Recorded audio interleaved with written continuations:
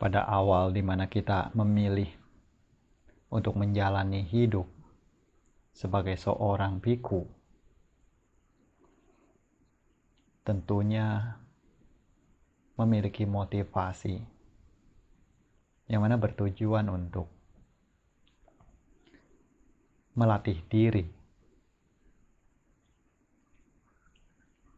Lebih dari itu adalah untuk mengakhiri penderitaan, untuk terbebas dari wata sangsara. Inilah tujuan tertinggi yang menjadi motif awal memilih jalan hidup kebikuan.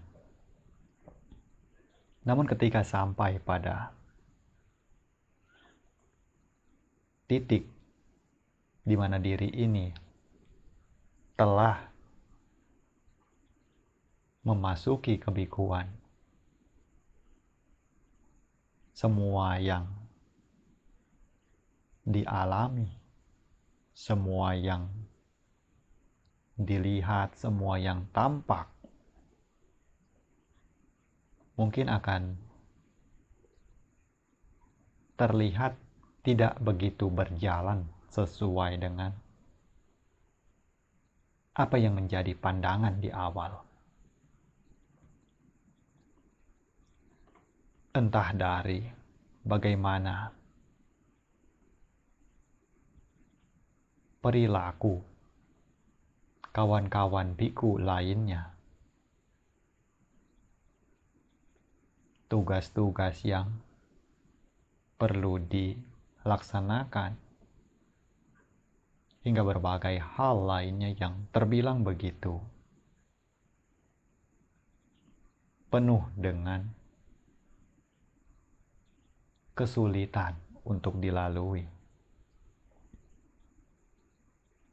Namun di sini itulah yang dinamakan dengan belajar. Ketika kita memasuki satu dimensi yang berbeda, tentulah di dalamnya akan terdapat titik-titik di mana yang pastilah berbeda dengan yang sebelumnya. Karena jika sama demikian adanya, lalu untuk apa? Mengganti status awal. Sama seperti kita ingin menjadi tentara, tentunya perlu menjalankan disiplin sebagai seorang tentara, peraturan-peraturan serta tata tertib lainnya. Kini di dalam kebikuan juga tidaklah ubahnya demikian. Maka ketika telah memasuki kehidupan yang seperti ini, benar-benar dibutuhkan sekali di awal itu yang disebut dengan kesabaran atau kanti dalam bahasa Pali, memiliki daya tahan lebih atas segala macam bentuk tekanan dari luar, yang mana kesemuanya itu merupakan bentuk melatih diri kita agar dapat sesuai atau selaras dengan apa yang menjadi tujuan untuk dicapai di hari kemudian. Di sini ketika melihat akan banyaknya pertentangan di dalam batin, disitulah poin-poin yang seharusnya kita perhatikan. Karena hal itu yang memang merupakan bahan untuk diri kita pelajari, untuk diri kita mengerti, untuk diri kita lalui.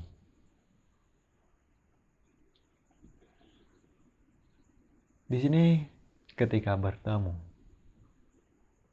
dengan kondisi di mana kiranya cukup memberatkan, maka haruslah tahan. Karena beban itu bukan untuk membunuh kita, bukan untuk menghancurkan kita, bukan untuk menghentikan langkah kita. Melainkan beban tersebut itulah yang akan membuat diri kita semakin lebih kuat. Namun jika beban tersebut malah kita pandang sebagai bentuk yang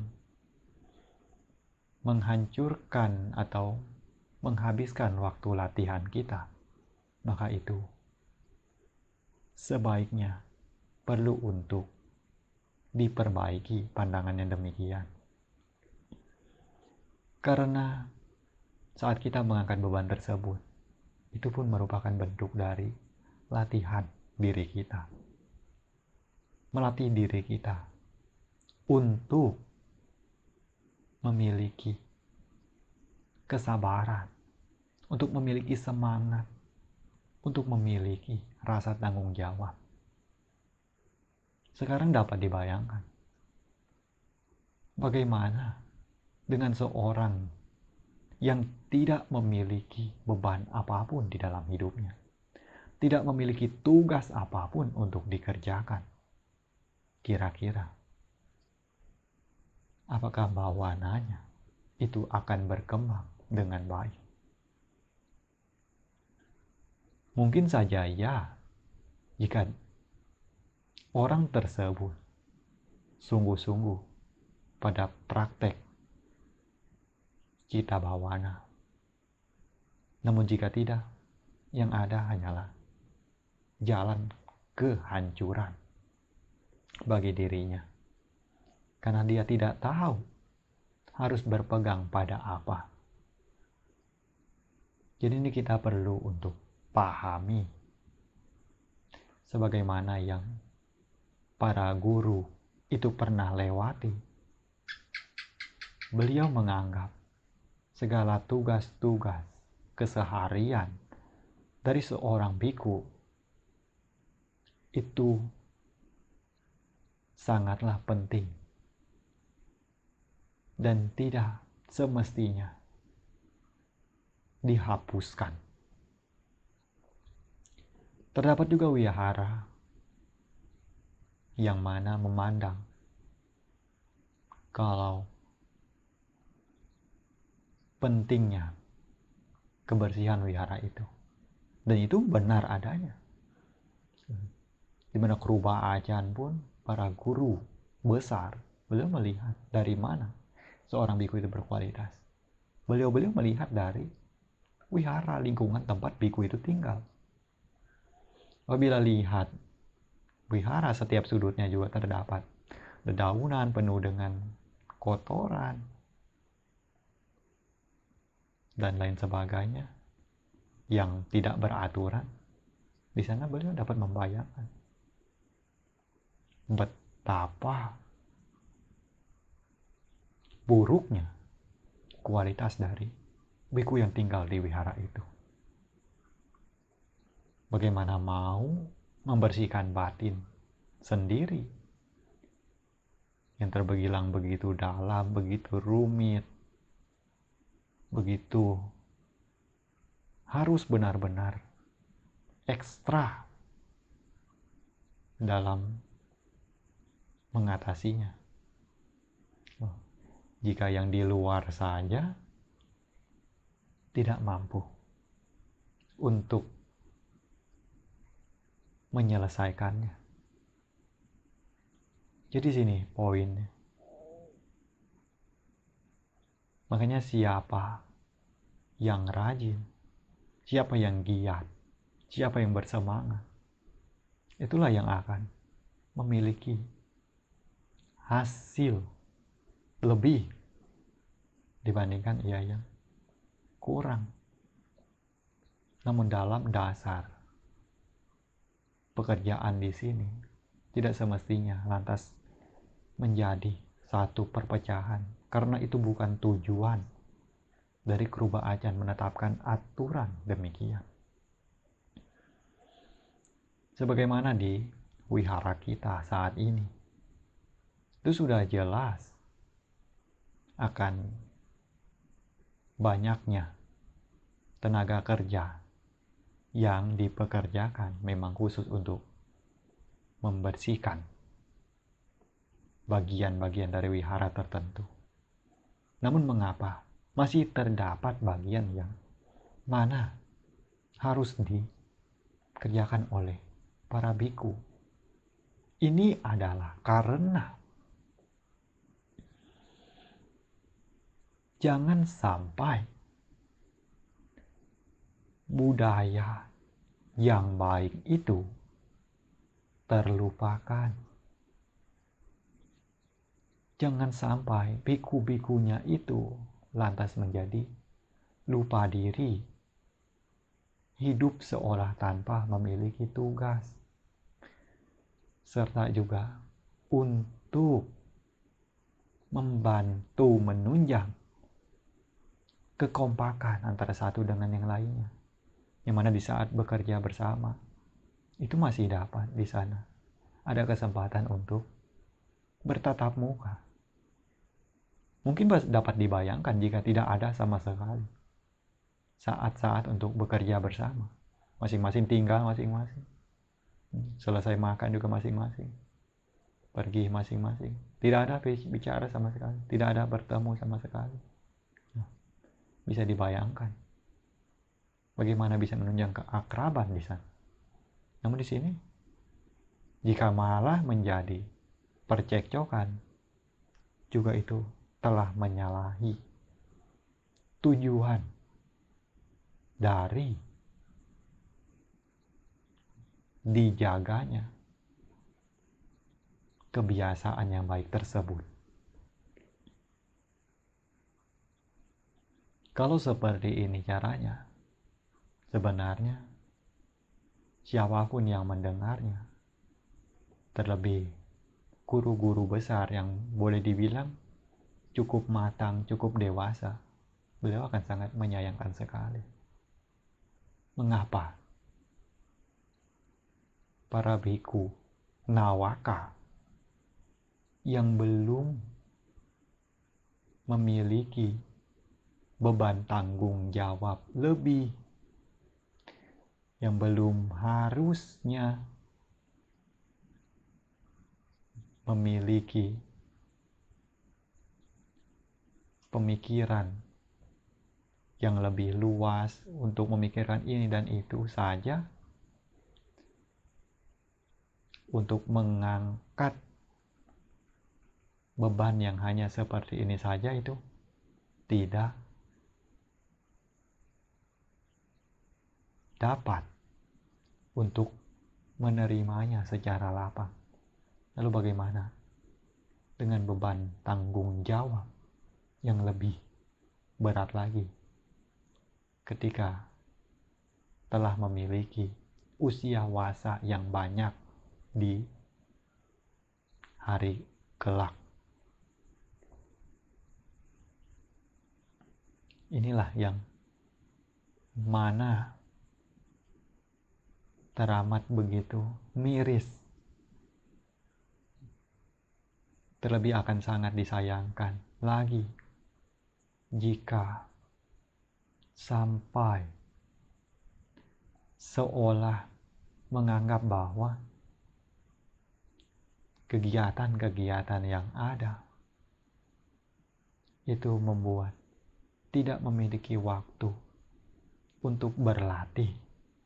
Padahal yang namanya waktu, setiap orang memiliki 24 jam dalam sehari, tanpa ada yang berbeda sedikit pun. Namun mengapa orang lain itu bisa memiliki waktu, namun mengapa diri sendiri tidak? Disinilah perbedaannya. Bagaimana caranya membagi waktu? Jika dilihat umat awam, mereka bisa bekerja sampai malam hari, sampai seharian penuh. Kini sebagai seorang biku, kita hanya bekerja pada jam-jam tertentu, pada waktu-waktu tertentu. Mulai ada waktunya, selesai pun ada waktunya. Yang mana tidak begitu. Terkesan sampai harus sepanjang hari dan sepanjang malam.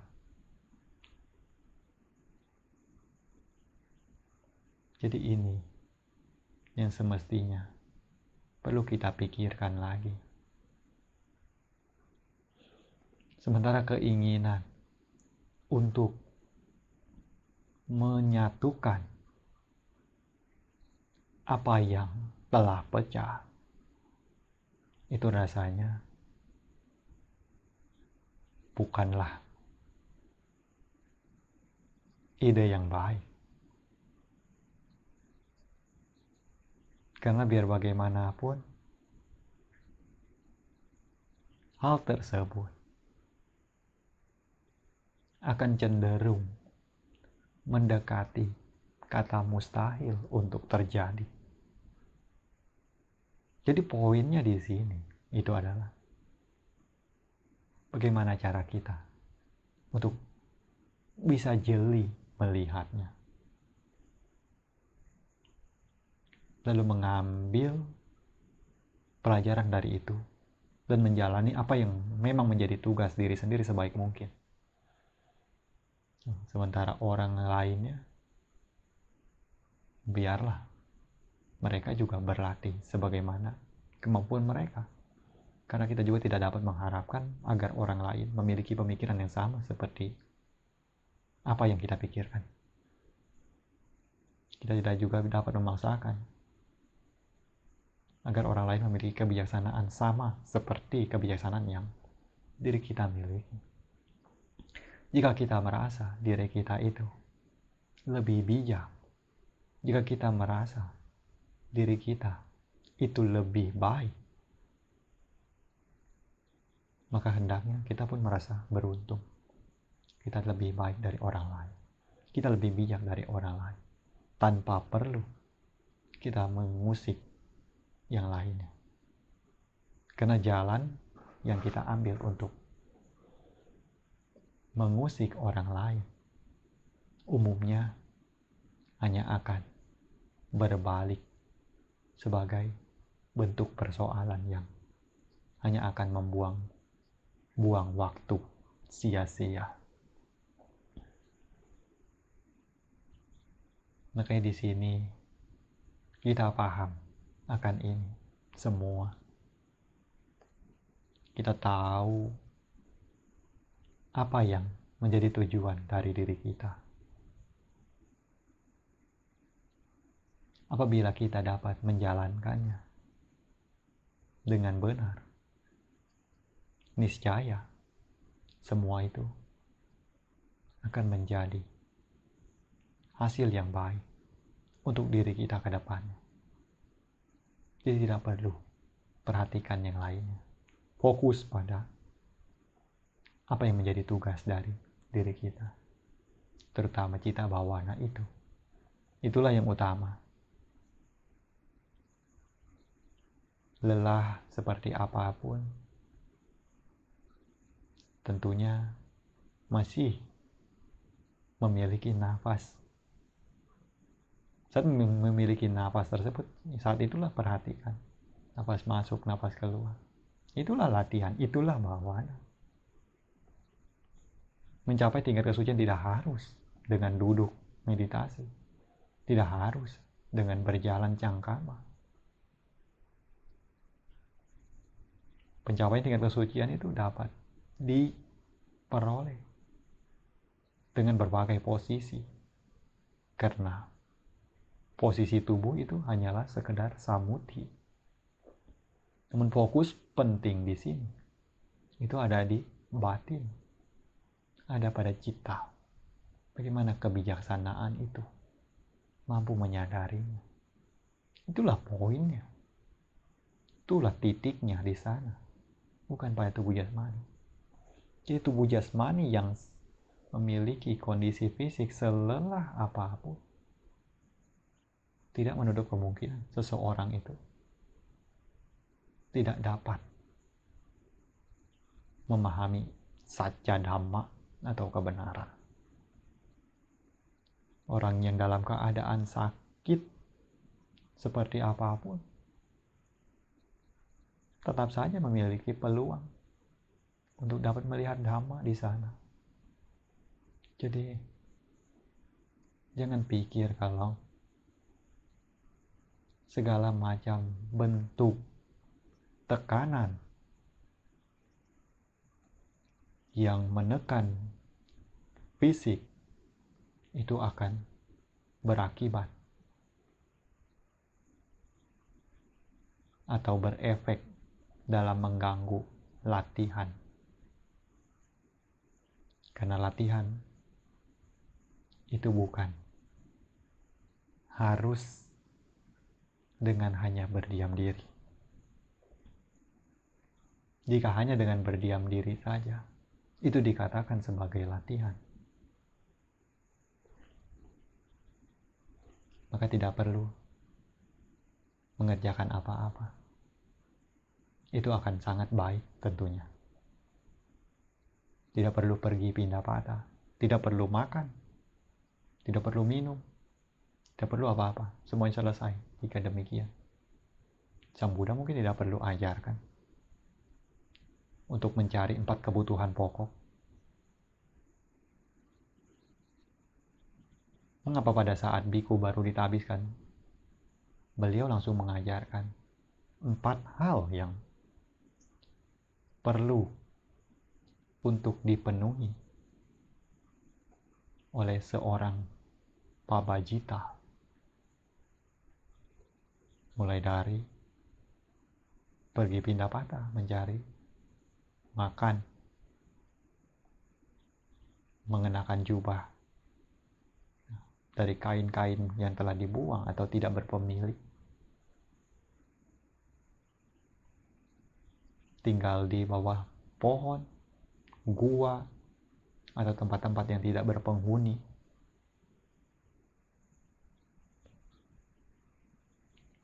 Lalu mengkonsumsi obat-obatan dari rendaman air seni. Kalau bisa dibilang semua itu begitu rumit.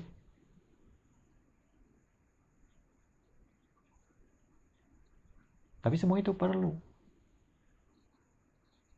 Karena setelah menjadi seorang biku bukanlah berdiam diri saja. Karena Sang Buddha tidak mengajarkan untuk berdiam diri begitu saja. Yang harusnya dibuat diam itu, dibuat hening itu adalah batin, bukan diri. Diri kita tetap harus bergerak, tetap harus beraktivitas. Bagaimana Sang Buddha sampai usia 80 tahun terus berjalan dari sana ke sini, dari satu tempat ke tempat lainnya, demi kepentingan orang banyak. Beliau melakukan itu semua bukan karena kesenangan hati, tapi atas dasar meta karuna yang memang dimiliki oleh seorang yang telah mencapai kebijaksanaan tertinggi. Di saat tiba waktunya, kita akan paham dengan sendirinya bahwa apa yang sedang kita lakukan ini untuk apa, fungsinya untuk apa, gunanya untuk apa, nanti kedepannya akan bagaimana, kedepannya akan berguna seperti apa. Keseluruhan merupakan bentuk latihan, disiplin diri. Jadi jangan khawatir, dan hendaknya senantiasa terus bersemangat, terus berusaha untuk melihat pada diri sendiri, Mana yang masih menjadi kelemahan diri, maka perbaiki di sana. Mana yang sudah baik, juga berusaha untuk diperbaiki agar semakin lebih baik lagi. Itulah hidup. Sebenarnya sederhana jika masing-masing melihat pada tugas sendiri, pada diri sendiri, pada apa yang mampu dilakukan, yang menjadi kapasitas dari diri sendiri. Tapi ketika kita mulai mencoba untuk melihat keluar, mencoba mulai untuk menilai orang ini atau orang itu, nah saat itulah akan timbul banyak persoalan. Alhasil membuat diri kita menjadi semakin lebih tidak tenang, tidak dapat berlatih dengan baik karena hal itu. Namun orang yang bisa untuk memiliki toleransi, bisa untuk memaklumi, bisa untuk melepaskan, itulah yang akan bahagia. Oke, Sang Buddha mengajarkan kebahagiaan itu dengan cara ini. Jadi Dhamma itu ada di dalam diri dan ada pada setiap orang, ada pada setiap makhluk. Hanya tinggal apakah makhluk itu mampu untuk melihatnya ataukah tidak. Namun selama sibuk dengan apa yang menjadi kekurangan orang lain, sibuk untuk terus memiliki pemikiran-pemikiran yang negatif, maka selama itu kita tidak akan pernah menemukan kedamaian di dalam diri. Dan pastinya kita pun tidak akan berkembang di jalan Dhamma karena hal tersebut. Ya, belajar di sini adalah belajar demikian. Belajar untuk menerima berbagai hal. Menerima baik yang kita sukai maupun yang tidak disukai. Baik yang disenangi maupun yang tidak disenangi. Baik yang memuaskan maupun tidak memuaskan. Dalam kehidupan kebikuan ini akan tampak semuanya. Akan terlihat semuanya. Disitulah letaknya keuntungan menjadi seorang biku. Makanya menjadi seorang biku itu bisa cepat membawa pada kebijaksanaan bagi orang yang menjalankannya itu secara piawai. Karena di sini akan menemui berbagai hal yang sebelumnya tidak pernah ditemui. Perlu diingat lagi satu poin lagi, yang mana Luang Por seringkali itu sampaikan. Mengapa banyak persoalan sekali dalam hidup kebikuan ini antara satu dengan yang lainnya, hubungan antara biku dan lain sebagainya. Kalau Luang Por bilang, ya jelas saja orang yang dijadikan biku itu bukan harus arahat dulu baru ditabiskan. Rata-rata yang ditabiskan orang-orang yang masih penuh dengan kilesa, orang-orang yang masih sebagai putu jana, itu yang ditabiskan menjadi biku. Makanya banyak persoalan. Jadi, bukan arahat yang ditabiskan. Kalau misalnya harus tunggu sampai ada arahat dulu barulah ditabiskan, ya mungkin Buddha Sasana ini sudah punah dari kapan tahu. Karena siapa mau tunggu? Tapi di sini minimal orang tersebut ada keinginan untuk belajar tentang Buddha Sasana, untuk memahami dan menjalankan apa yang telah menjadi budaya dari para Arya. Maka itu sudah cukup dapat dihargai. Dan sisanya akan seperti apa ya? Kembali lagi, tergantung masing-masing. Jika orang yang menjadi biku tersebut berbuat tidak baik, atau tidak menjalankan kebikuannya dengan benar, tidak bersungguh-sungguh, dia pun tidak dapat apa-apa. Dan tidak ada ruginya untuk diri kita.